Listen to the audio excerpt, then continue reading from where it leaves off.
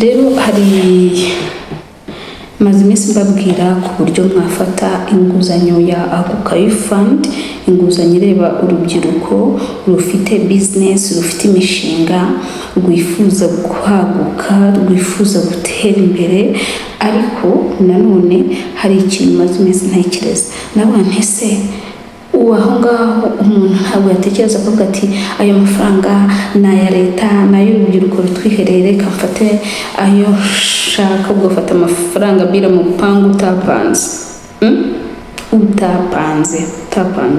Amafaranga rero iyo uyafashe utayapanze, ugafata amafaranga menshi y'umurengera cyangwa se ugafata makeya, hari ibyo byangiza muri business yawe, ugasanga intego ntishoboye no kugerwaho, icyo wakinguzanya ntabwo ari cyo ukoze.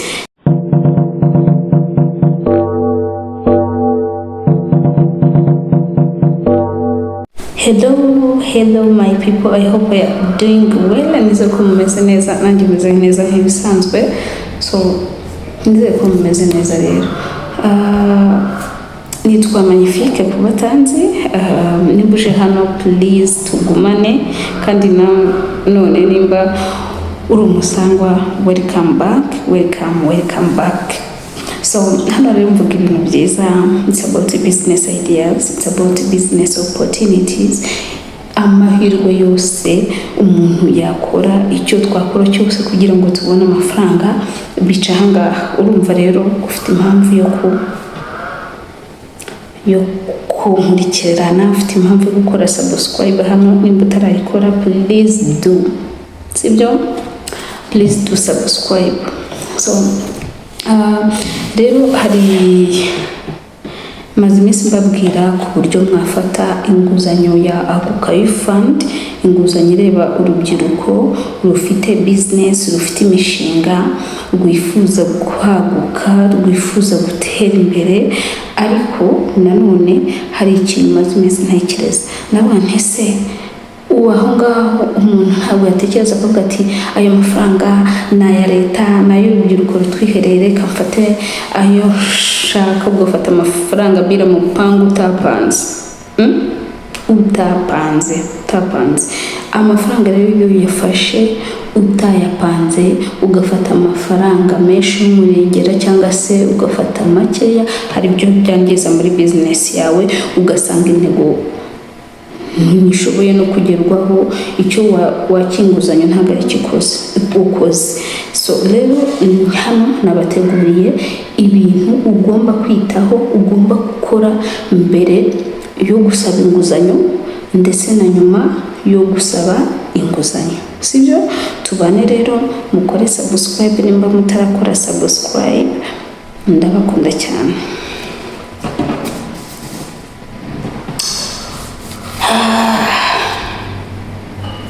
So ibi ni ibintu birindwi rero ugomba gukora mbere y'uko ufata inguzanyo. Icya mbere, reba neza impamvu ugiye gufata iyo nguzanyo, sibyo? Ubwiza bira mu pangu wenda uvuga ngo aya mafaranga n'ubundi nayo urubyiruko ngomba kuyafata, ariko si kamwe ni ntabwo ari iyi nguzanyo gusa ireba urubyiruko, n'izindi zose muri banki. Banza umenye, urebe neza impamvu ugiye gufata iyi nguzanyo. Ese inguzanyo ngiye gufata, ngiye kwagura ubucuruzi bwanjye, ngiye kurangura, wenda ngiye aya mafaranga ngiye kuyajyana kurangura muri China, ese aya mafaranga ngiye kuyagura andi matungo wenda ntorora. Ibi bizagufasha kubona ya mafaranga, nyamara uyakoreshe icyo ugomba gukora, icyo wayakiye, ntuhite uyafata ngo uyajyane mu bindi bintu bidafite aho bihuriye n'icyo wayakiye, cyangwa se bidafite aho bihuriye na business yawe. So icya kabiri, menya interest rate. Bitewe na banki ukorana nayo, murabizi ko Akukayi Fund haba mu mabanki, haba mu masako hose, ugomba kureba wese banki nkorana nayo atari atari no kuvuga ngo ni Aguka fund, ubwo ndavuga ni n'inguzanyo iyo ari yo yose nawe wajya gufata niba utari urubyiruko, ugomba kubanza ukita kuri interest rate, sibyo? Wese amafaranga ngiye gufata nzanyungukira kangahe, ninjya muri iyi banki se interest rate iraba ari kangahe, ninjya muri iyi ngiyi se interest rate iraba ari kangahe.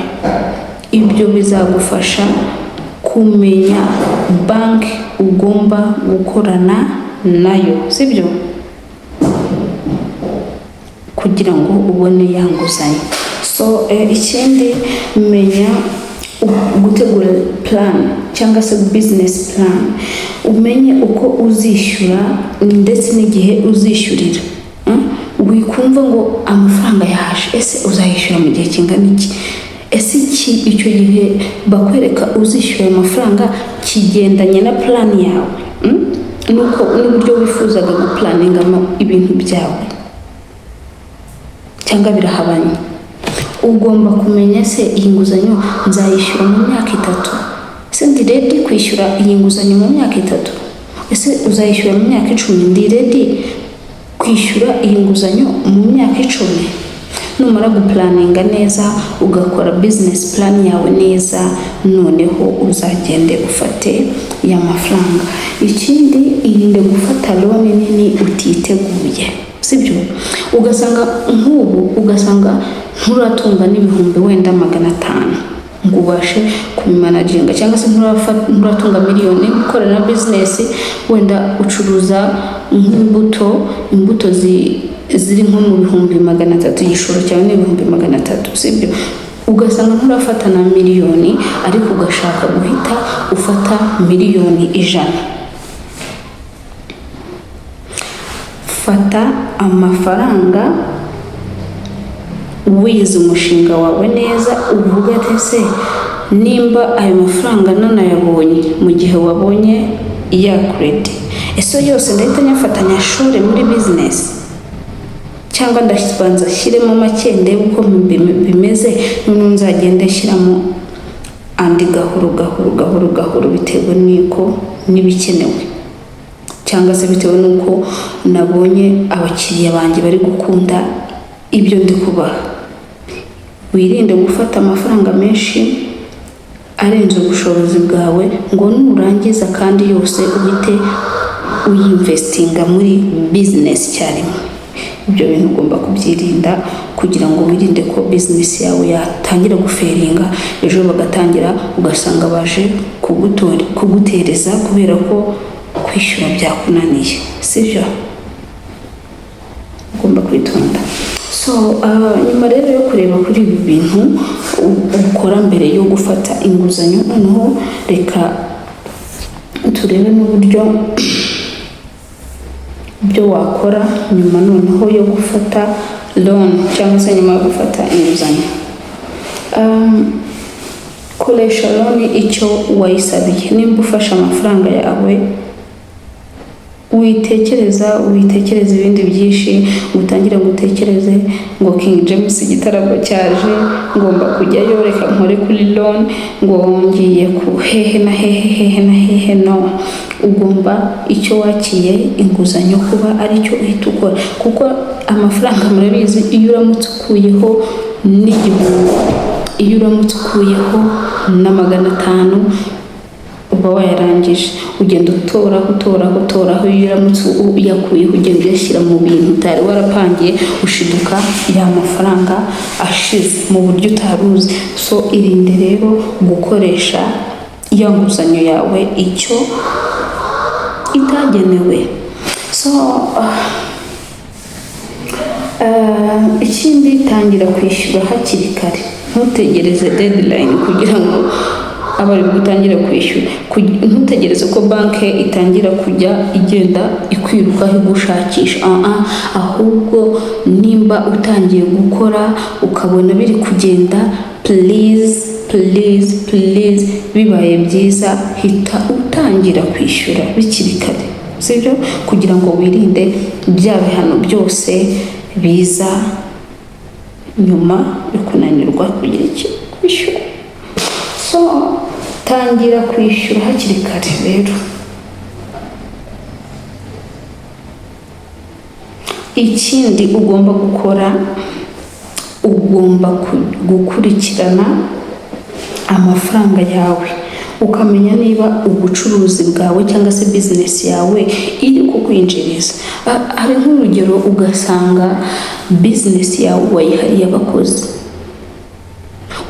abakozi bawe, ntushaka gukontorora, ntushaka kuhagera, urahuze, uri kumva ngo kuba ndi bizinesi owuna